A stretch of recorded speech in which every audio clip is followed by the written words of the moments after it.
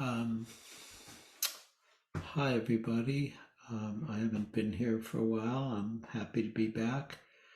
I've been teaching retreats recently. I taught 2 retreats in a row at Spirit Rock. Some of you I see were on the retreat. Nice to see you all here. Some of you come regularly. Some of you haven't been here for a while, so it's nice to see you here. And tonight I'm going to talk about Anicca, about change, about impermanence.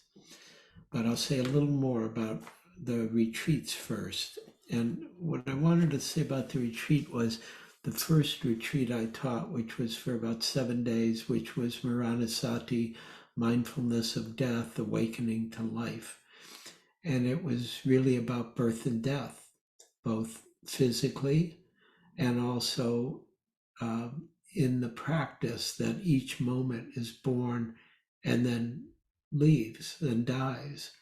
And the personalness is both emotionally personal, like we all are born and will die, and that's usually emotional for all of us, and people we know and care about and love are born and then here for a while and then leave, and that's also emotional. But it's also about the life of each moment, the life of what's right here, like this moment, and then this moment, and then this moment is born, and this moment fades away or is transient. And so that was very powerful, because you get all of that in one package, which is in the first foundation of mindfulness, mindfulness of the body. And there's a whole contemplation about both breath and the inspiration of breath and the expiration of breath. Each breath is born and dies. And then there's a whole section in the first foundation also about about contemplating what happens to this body when it dies.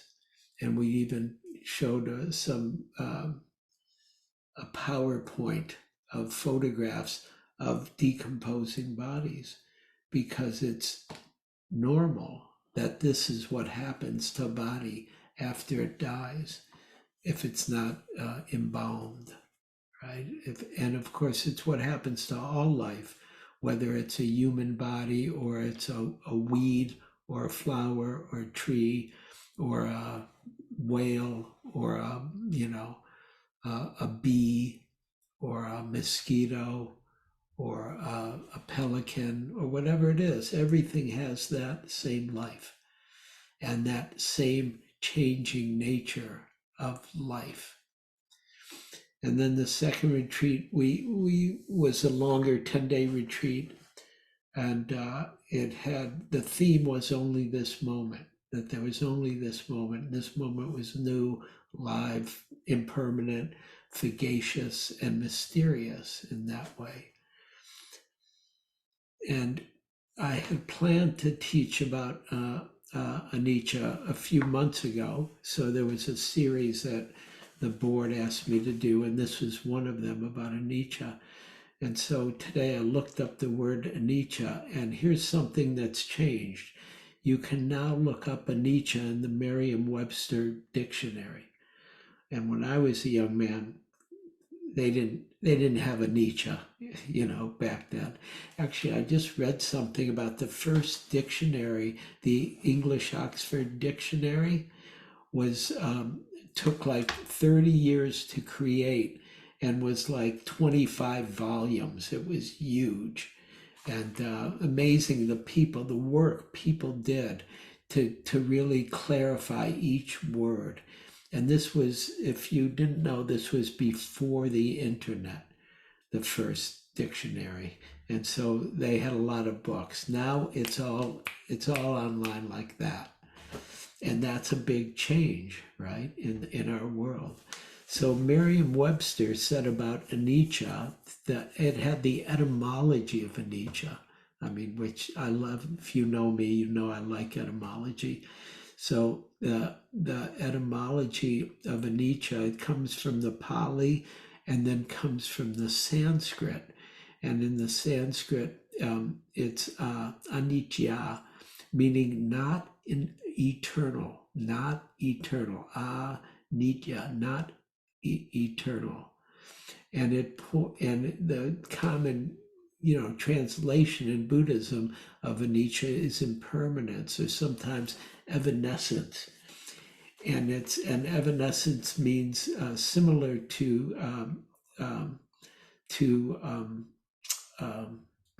fugacious. It means they're disappearing or it's transient.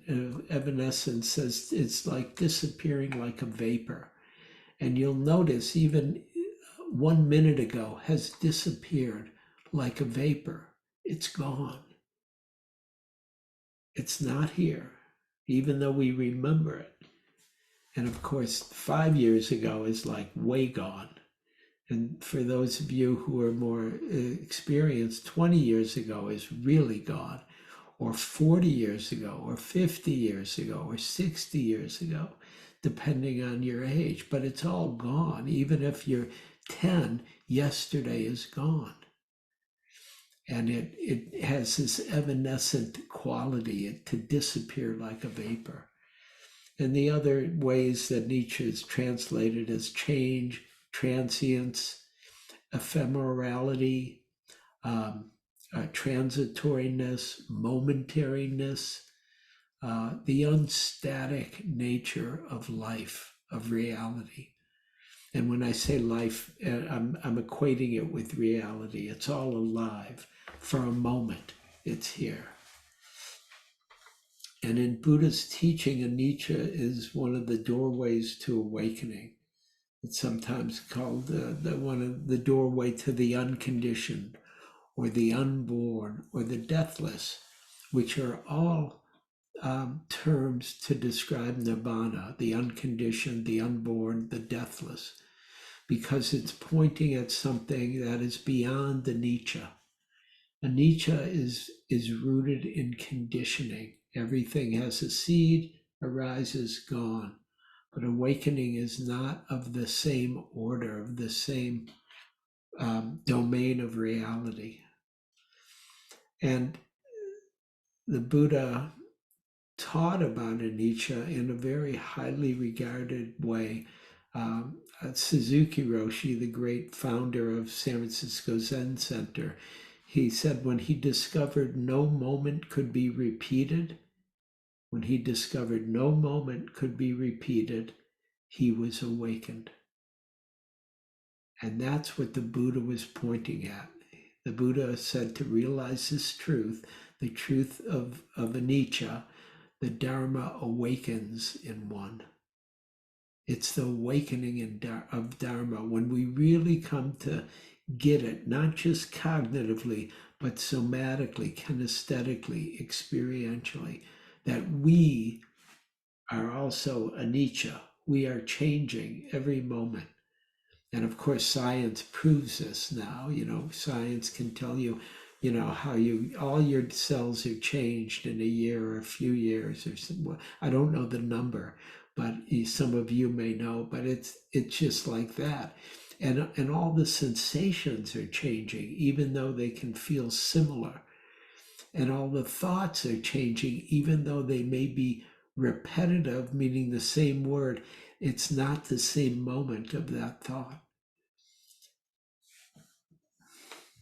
And when Suzuki Roshi discovered no moment could be repeated, as I said, he was awakened, he was free.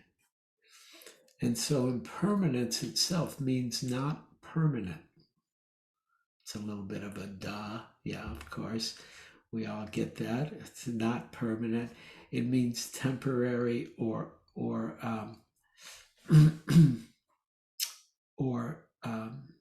fluid. That reality is fluid. It's not static. Thanissaro Bhikkhu translates anicca as inconsistent. Everything is inconsistent.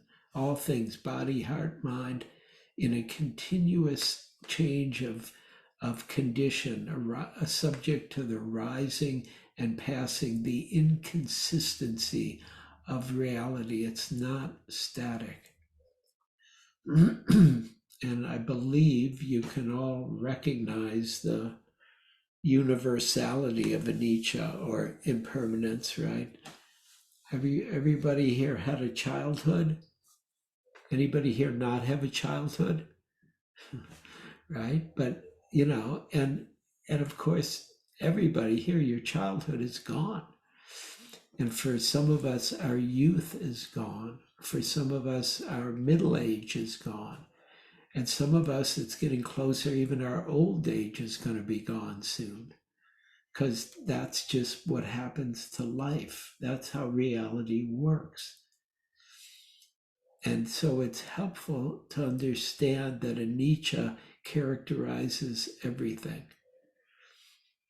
And it characterizes all conditioned things, including human life. And there's a beautiful chant that I'm going to play for you about anicca. We did it on the last retreat a little bit. And the chant goes, anicca vata sankara upadvaya damano upakita vadirujanti te samu pasamo sukho. The chant, I'll play it, it'll be better than my singing. But the words translate, all conditioned things are impermanent. Their nature is to arise and pass away. To live in harmony with this truth brings the highest happiness. And just to be translatively inclusive, one of my colleagues on the last retreat, she said, no, here's the better translation. And it's similar. It's all conditioned things are impermanent. They arise and pass away. To live in harmony with this truth brings great bliss. So it's either way, you get some good stuff. It's either brings the highest happiness or great bliss. So, and let's see now if I can, I'm going to try playing this. I think I'm set up to do that here. And give me a thumbs up if you can hear this okay. Anicca vata sankara upadvaya dhammino upacitava nirujanti te sangupasamo sukho. Anicca vata sankara upadvaya dhammino upacitava nirujanti te sangupasamo sukho. Anicca vata sankara. All conditioned things are permanent. They arise and pass away. To live in harmony with this truth brings the highest happiness. Anicca vata sankara upadvaya dhammino upacitava nirujanti te sangupasamo sukho. So that's just a little idea of the place of this understanding in Buddhist teaching and practice, because that's one of the most revered and common chants that I know in Buddhism, and that personally that I love very much. So impermanence is also part of the difficulty of human life, right? Things arise, change, pass away. But part of the current impermanence that seems very permanent, but is not, is war. And I didn't feel like I could talk at all tonight without talking about the Israeli-Hamas war that is happening right now, that we're all living with and responding to one way or another. And And so I looked up a little about the Middle East, which I knew a little bit about, but I wanted to know more. And there have been, depending on um, um, I used as a source, there have been between 16 and 19 wars in that part of the world since the partition of Palestine that created the country of Israel, right? And but I thought, well, wait. I wanted to look more because okay, I kind of knew that it's been a place of war ever since the creation of Israel for many good reasons, which is people were displaced, killed, moved out of their homes as a way to deal with a response to a previous war and the Holocaust that happened in World War II to, millions and millions of Jewish people in Europe and around the world. And so I looked up some history about the Mideast, and there have been wars in this area for the last 5,100 years, which is a long time, 5,100 years. Judaism is only approximately 4,000 years old. Before that, even before Judaism, the Canaanites and the Philistines had war there, right? And both the Canaanites and the Philistines have some leftoverness in the Mideast that turns out to be Jews and Arabs in that area of the world. And part of the reason that this kind of repetitive misunderstanding and unskillful action happens is because people forget that the fact that war doesn't work, basically. An eye for an eye, as my friend Stephen Folder, who's an Israeli Vipassana teacher, said, an eye for an eye, which is from the Bible, right? You take an eye for an eye. An eye for an eye means the whole world will be blind because it never ends. And so there's just this horror about what's happening in my heart, and I assume many other hearts here in the room, because we can't stop it because of the continuity of this kind of fear and tribal division. It's one way I could put it. And I talked to a friend of mine who had talked to a friend in Gaza, and he had talked to a woman there who said to him on the phone, "This could be my last day," because she's scared because of what's happening. And she said she's lost over 40 people in her family to the various wars that have happened since in the last 50 or more years. And this is a dukkha that's based on ignorance and the greed, hatred, and delusion that human beings share. This goes beyond all cultures, as far as I can tell. Greed, hatred, and delusion. That there's the helplessness and the fear and the reactivity that we think will save us is in every culture.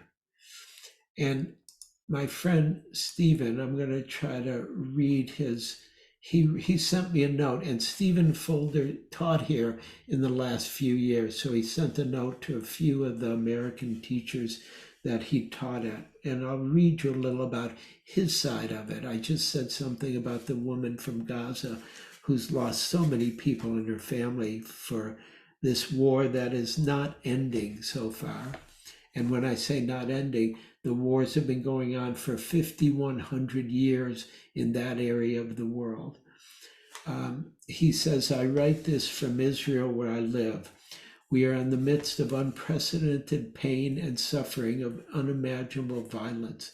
There's a climate of fear and anger and loss, which for some is overwhelming.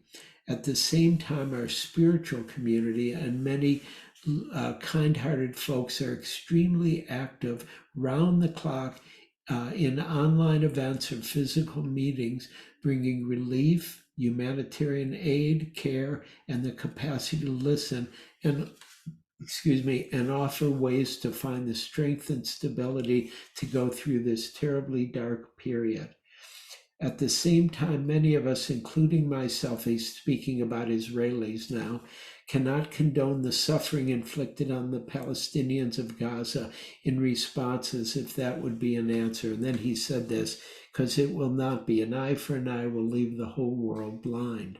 The evidence is clear. Every few years there have been an outbreak of violence. Gaza has been pounded, and the seeds are sown for the next round.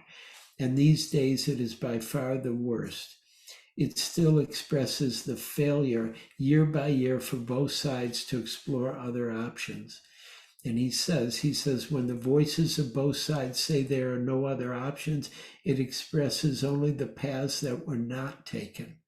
It is sleepwalking into suffering. It shows aggressive and reactive responses based on trauma rather than wise actions that create conditions for change. And then he goes on to say how he and his colleagues have brought groups of Israelis to the West Bank to spend weekends on peacemaking workshops with Palestinians at times when the dominant voices said that peace was impossible and only violence and suppression worked. He said, we found that our tools of deep listening, sharing our pain, daily life experiences, and being in each other's shoes created a lasting bond and showed us that peace was possible. The truth of our shared vulnerability, and that to me, that's a key piece. The truth of our shared vulnerability creates an opportunity for transformations.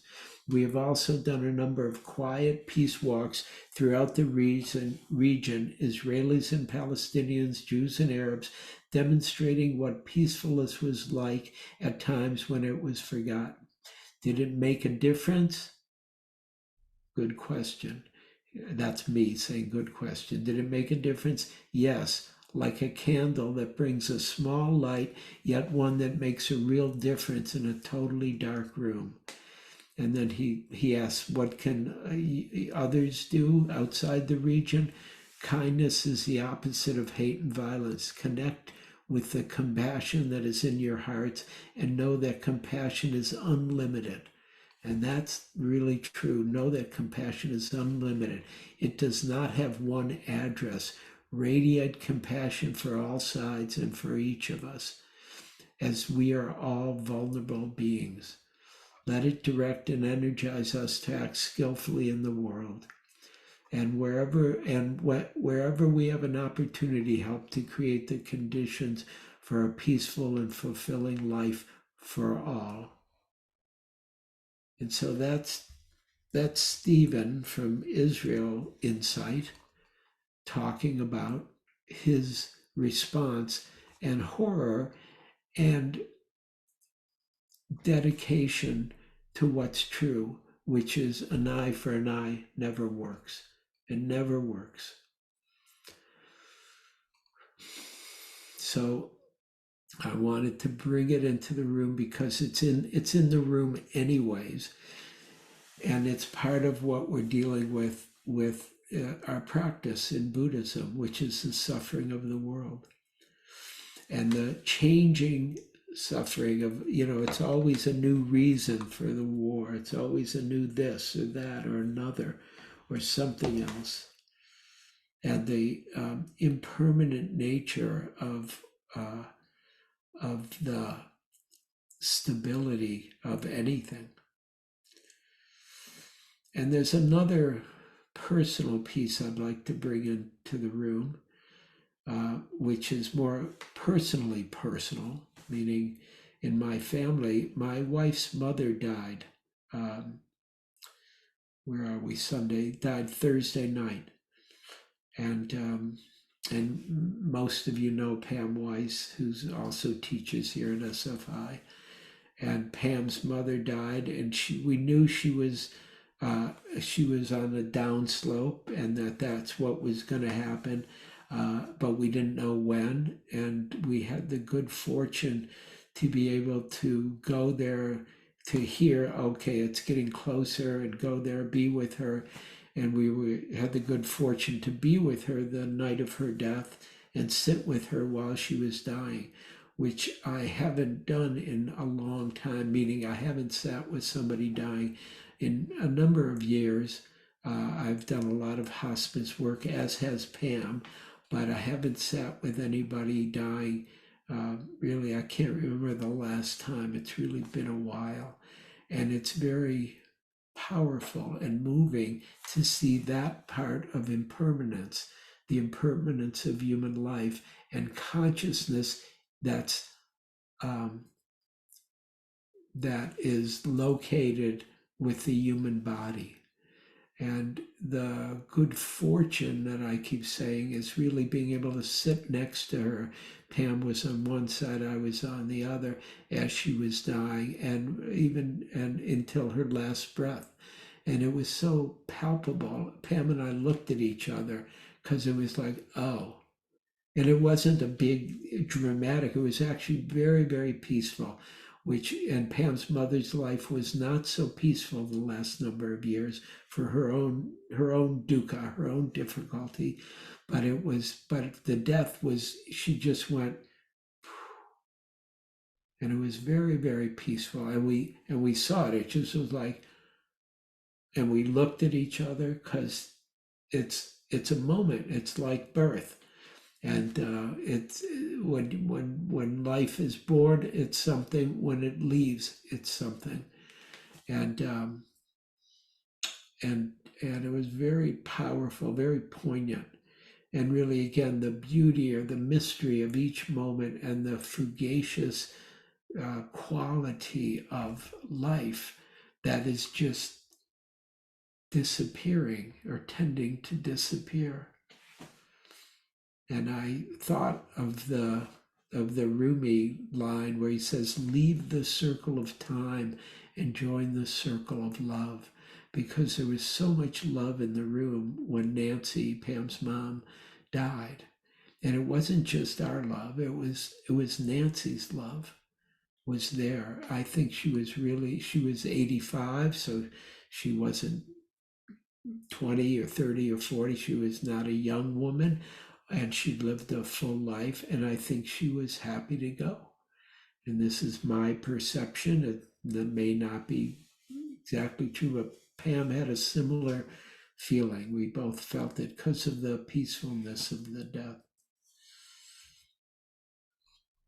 And then there's one more thing I'd like to talk about in terms of change or impermanence, and that the board had asked me to talk about, and that's why this got scheduled. It was part of the scheduling of my talks the last few months, which is about the changes at SFI and learning to be with things as they are, right? Learning to be aware in each moment of how things change, and in general how things change, and the truth of change, right? Of course, Dharma, which most of you know, means truth, and coming into harmony with the truth of the way things are, like the chant said, brings the highest happiness, coming into harmony with reality, that it's changing. And it's really the doorway to classical mysticism, that everything is one. When, like Rumi said, leaving the circle of time and joining the circle of love, that being has its own magic of everything appearing and disappearing. And one of the things that's changing, and it's not done, it's not totally gone, is my involvement in SFI. I'm still totally involved and here, but we've switched to having a teacher council now. So especially starting in January, it'll be very consistent that each teacher will teach one Sunday a month. Then there'll be myself and Victoria Carey and Cyrus Smith and Pamela Weiss will be the 4 teachers. And so each week one of us will teach. And partly we did it this way because there was some unhappiness in the Sangha with it was really varied who was teaching when I wasn't here or Pam wasn't here. And so we wanted to make it more consistent, more stable. And I said this again last month, and I'll say it again next month, just to keep clarifying the changes that are happening at SFI. And I think I'll end Anicca with a quote from the Dhammapada. This is from the Dhammapada, considered the earliest teachings of the Buddha. And the Buddha said, when those who are wise dwell in contemplation on the transient nature of the body, heart, mind, and all conditioned existence, when those who are wise dwell in the contemplation on the transient nature of the body, heart, and mind, and of all conditioned existence, they experience joy and delight, seeing through to the inherently secure. So I'm going to stop there. And we